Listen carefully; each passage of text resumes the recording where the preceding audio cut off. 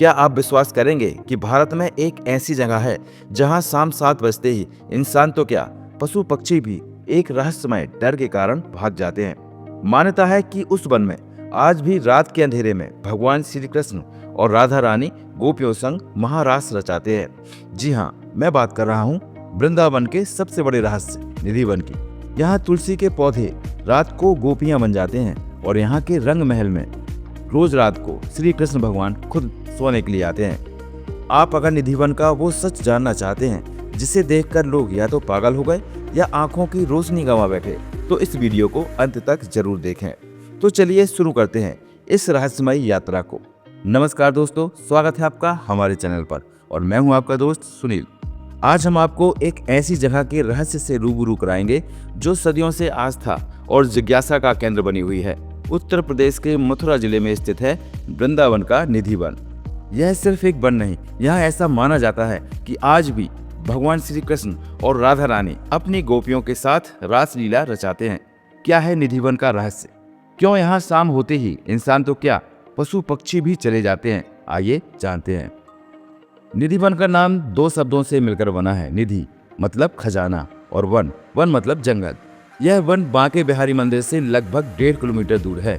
निधि one की सबसे अनोखी चीज है यहाँ के पेड़ और पौधे।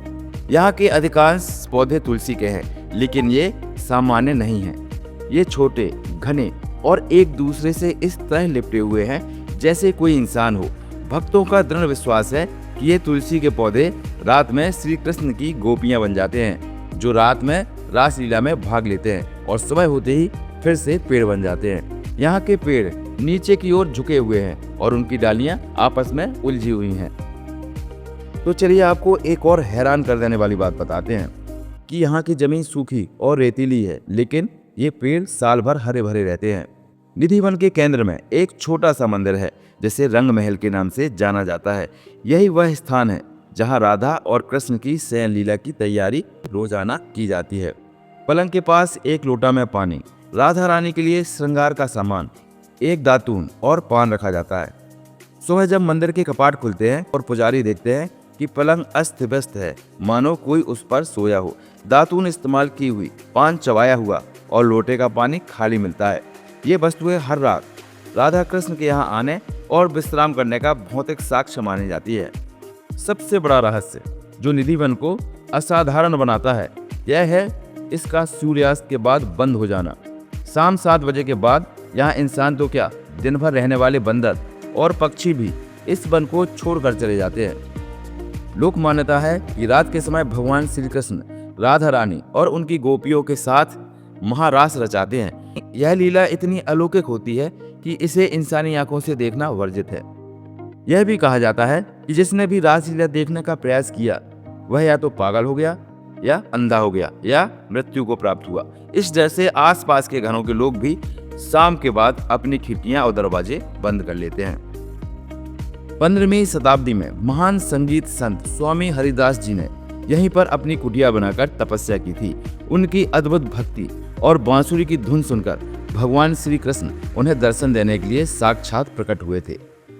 यह भी लोक मान्यता है कि स्वामी हरिदास जी की भक्ति से ही श्री कृष्ण और राधा रानी की संयुक्त छवि, जिसे आज हम बांके बिहारी जी के रूप में पूजते हैं, यही प्रकट हुई थी। अब हम बात करते हैं ललित कुंड के बारे में। यह एक छोटा सा तालाब है। कथा है कि रासलीला के दौरान राधा की सखी ललिता प्यासी हो गई।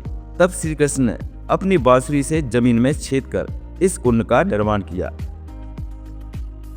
युगल जोड़ी के चरण चिन्ह। कुछ मान्यताओं के अनुसार यहाँ की चट्टानों पर युवा कृष्ण के पैरों के निशान भी देखे जा सकते हैं। एक ऐसी जगह जहाँ विज्ञान और तर्क मौन हो जाते हैं और केवल श्रद्धा ही बोलती है।